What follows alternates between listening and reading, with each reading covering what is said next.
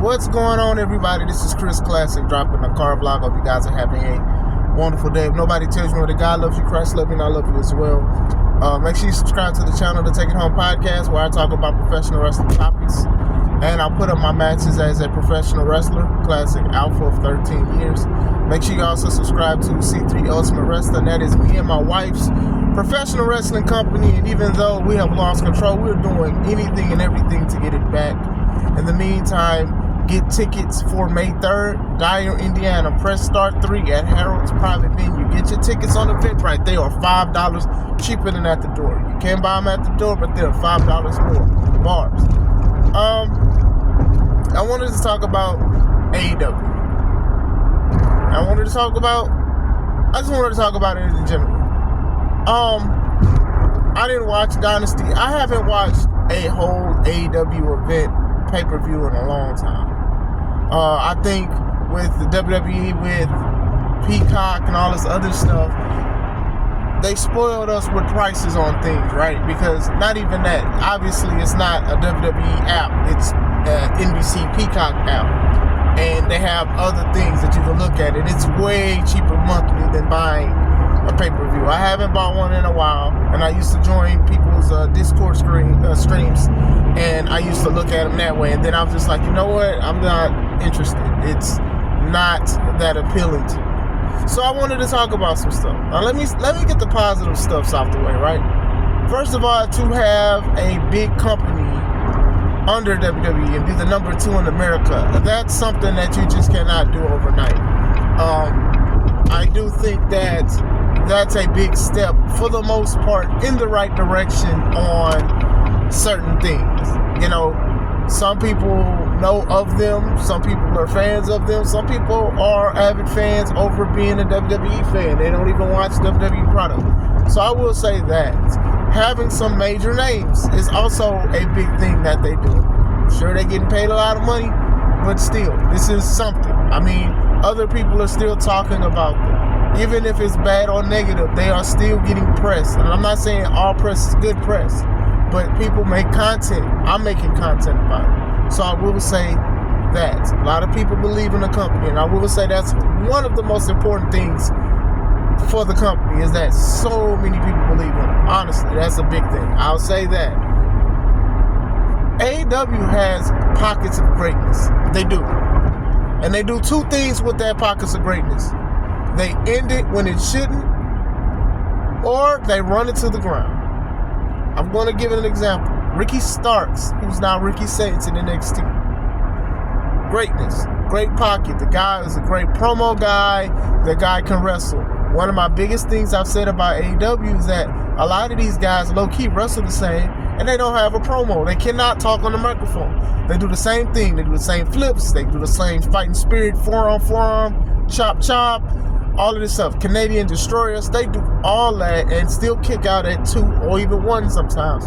And then they have no promo. Sometimes that promo, it makes you different from everybody else. Oh, I like him because this person can talk. This person has personality.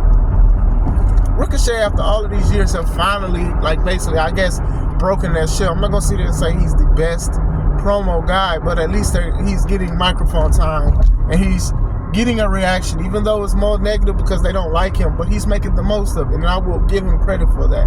But still, that's like the main thing. Ricky Starks, on the other hand, like I said, I remember him, I first saw him on NWA, and he was like the stroke daddy and stuff, and he was good then.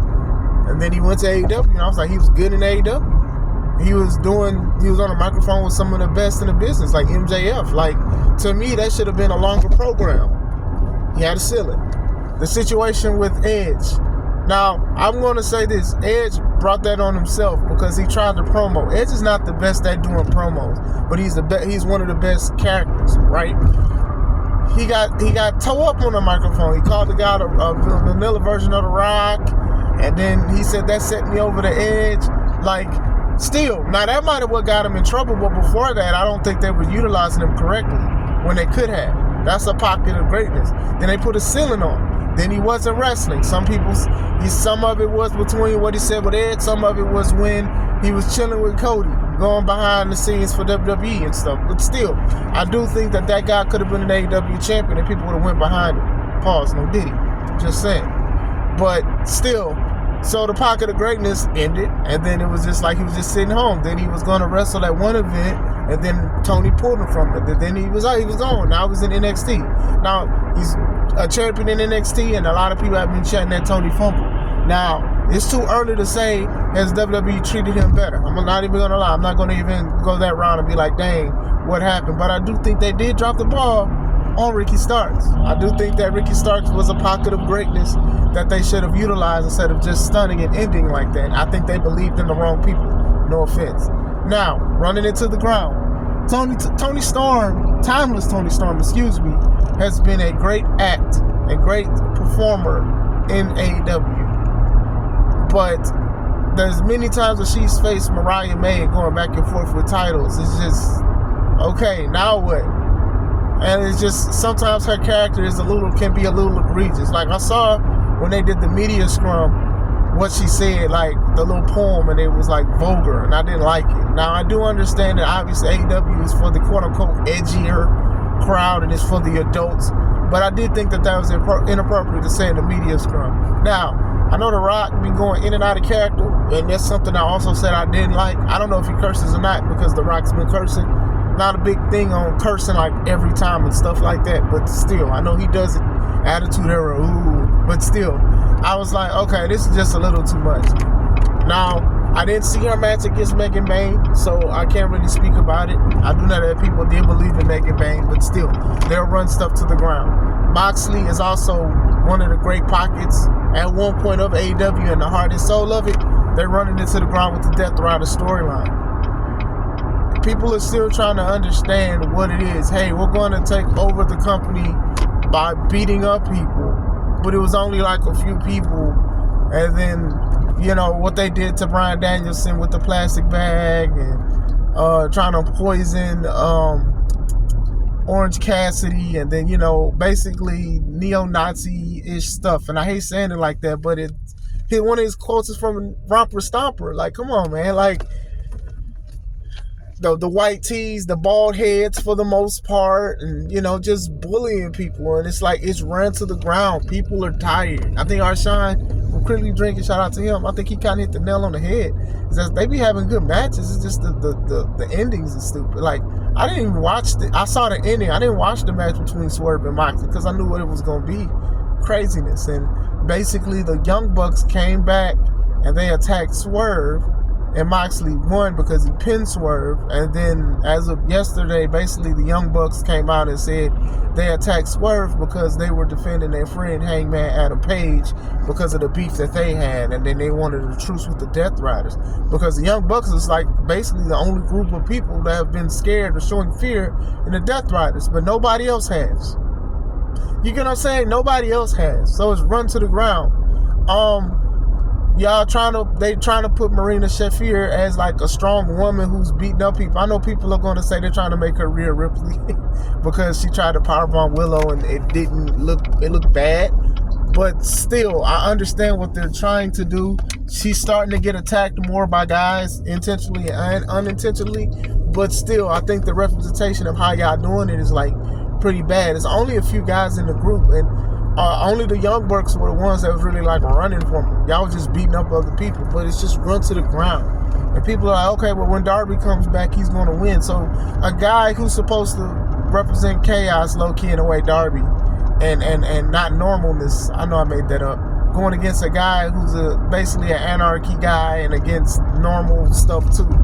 Like, that's the thing of booking people that are similar and stuff like that. Like, it won't be a technical masterpiece between both of these guys, but still, you know, Swerve probably would have been a great candidate to beat Moxley because he is a former AEW World Champion. That also goes into my rant of Swerve should have faced Moxley when Swerve was the champion. He should have faced more AEW World Champions. See, these are the things that I'm saying that I don't even like, right? Some things are run to the ground and then some things are halted, right? Powerhouse Hobbs, Wardlow was like one of the most over guys at one point. Powerbomb Symphony and stuff like that. And then he got hurt, then did one of the best promos of his life, and then they still didn't take advantage of it and stuff like that. Wardlow should be a world champion. Like, what's going on? Like, y'all run stuff to the ground or y'all stunted. Y'all stunted Wardlow. Also, Jericho runs to the ground. Some of it is Jericho's fault as well. Jericho, if Moxley is the heart and soul, I guess Jericho's supposed to be the brain. Or maybe we could say that Moxley is the heart and Jericho is the soul of it. But Jericho in AEW, in my opinion, he has more misses than hits when it comes to certain things. The man changes his character almost every other day. And the Ocho, the hey guys, I don't know what that is, the Le Champion, and he got catchphrase, a little bit of the bubbly, and it was fun. It was fun at one point. Like, it was okay, cool. But then it was just like, okay, what else? Like, y'all remember that episode of Dexter's Laboratory where he was trying to listen to a record while he sleeps so he can learn how to speak French? But what happened was when he went to sleep, the record bumped and they kept saying omelette du fromage, omelette du fromage. So at one point when he was going to school, he was saying it. The teachers was loving him. He was passing stuff. The girls were saying, Dexter, can you say it one more time? Omelette du fromage. He had an album when he sung Omelette du fromage. I know I'm going along with this, but I'm still going to continue. And then eventually, when he tried to, he went by his sister, and his sister made fun of him because that's all you can say. And that's what she was saying. That's all you can say. That's all you can say. And he couldn't even say his password to get back to his lab because that's all he could say. And Dee Dee made fun of him. That's how Chris Jericho is to me in a way. And it's like, it's funny. It's only different because he does try to do stuff. But I think that he thinks that a lot of people are going to support him and stuff. You know, when he was the ROH champion, they called it a world championship, and he called himself the Ocho. But now I believe he's a 9-time world champion because he won it twice, but he just lost it not too long ago. But still, I don't think a lot of his stories stick. I don't think a lot of his matches stick. But he's a legend. He's a Hall of Famer. Nobody can take that away from him. They can't take it away from him at all. But some stuff is just like, man, you think that this person was going to basically beat Jericho because Jericho is like the veteran, and honestly, that new person needs it. And then sometimes he does lose to somebody, but then what's after that? Nothing, no build up after it or whatever. Him and Eddie Kingston actually had a great feud, but then Eddie didn't get to shake. Then Jericho didn't shake his hand like he was supposed to. And then I think they kept doing it where, like, Eddie was trying to keep going back to take care of Jericho, but he just never got his hands on him again. I'm just saying they run things to the ground. Them having so many belts. Like, and I've talked about WWE. Y'all know I have. I've talked about how WWE has so many belts. AEW also has a lot of belts. And I feel like when the new people came in, the Okada, the Mercedes, now Mercedes has nothing to do with it, and even Will and stuff like that, at one point, all three of these people around the same time had a championship belt. Okada has a belt that he wears and he defends it, but then there's a tournament for that belt. It's so crazy to me. Like, to me, it's crazy. But then they also had an Owen Hart Cup, and they have a championship belt for that, and they'll wear that for like a couple weeks or whatever. And it's just so many belts, man. It's so many belts. And I feel like you don't need that many belts in professional wrestling. You truly do not. So that's how I feel about the situation. It has greatness. And like I said, they do two things to it. They either run it to the ground or they put a ceiling on it. And then it's not interesting anymore. Nobody's interested in stuff. People look at the Death Riders thing, and I don't know how many people are interested in it. I know people talked about when Moxley had that board of nails in his back and all of this stuff. He's bleeding and all of that stuff. Okay, cool. But what is it? Like, I'm trying to understand. Like, at one point, I thought, had like another authority figure. That would have been cool. But nope, we didn't get that. So it's just like, okay, I'm still trying to understand. And people are like, give it time. How much time do we need to give it? Moxley's been acting like that since he's debuted. So like, what? The only difference is he's a bad guy now. But like, what's the special thing of somebody called Death Riders? The name of his finisher. I don't know, man. I don't know. Like, some stories, they don't conclude. Some stories, they just don't make sense. And don't get me wrong, we've talked about WrestleMania and their inconsistencies on WWE. But, like, when you look at, like, even Bryan Danielson's story. Okay, hey, I'm going to wrestle, and then when I lose or whatever, then I'm going to retire. Beat Swerve, and then within a month later, loses to Moxley, and then Moxley tries to kill him on live TV, on pay-per-view, at the end of a pay-per-view. It was just like, what was the point of him just winning for a month? Just to say he's a champion? That kind of tarnishes championship, if you ask me. The guy who was putting on shows and doing a whole bunch of stuff with everybody, a phenomenal wrestler, and all of a sudden just loses to Moxley a month later. That kind of slighted Swerve. Now, I know that the rumors were Swerve was scheduled to lose to, like, Ospreay, Sting, and then it went to Bryan Danielson. And I understand trying to have a feel-good moment, but I do think that Swerve deserved that victory over Bryan Danielson. He truly did. Was it a feel-good moment? Yes. Was it awesome? Yes. But still, look at what happened. Look at the longevity of it. I don't think people are going to turn around and say Bryan Danielson's reign was very good. Just my opinion. I do think that, like I said, they got promise. I think they need to invest more into newer people. The older people, cool, you can have them, but sometimes it's just a nostalgia act. Like right now, Adam Copeland most likely is going to team with Christian and face FTR. And the way they're about to do it, it's not about to make sense. Ever since Edge showed up, Christian was like, go F yourself, and he's been doing certain things. And don't get me wrong, there are storylines where people forgive people for doing the most heinous things, but it's still fresh. You know what I'm saying?